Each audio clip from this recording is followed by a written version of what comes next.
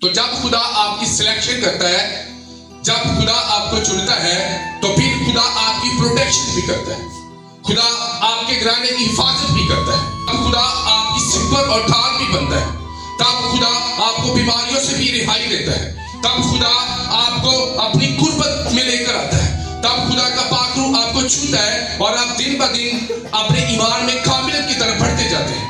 اور بائبل مقدس میں لکھا ہے کہ ابراہیم خدا پر ایمان لایا اور یہ اس کے لیے راست بازی گنا گیا۔ کیا گنا گیا؟ اس کا مطلب جب آپ سیدنا المسیح پر ایمان لاتے ہیں تو آپ کے لیے راست بازی گنا چاہتا ہے۔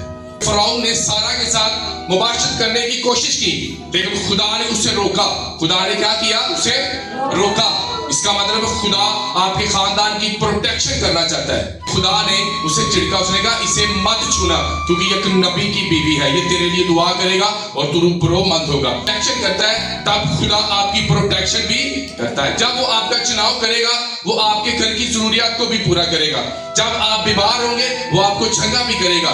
جب آپ ایمان میں گر جائیں گے وہ آپ کے ایمان کو کامل بھی کرے گا، کیونکہ جب وہ آپ کو چنے گا وہ آپ کی پروٹیکشن بھی کرے گا، کیونکہ جب وہ سلیکشن کرتا وہ پروٹیکشن بھی کرتا۔ میرے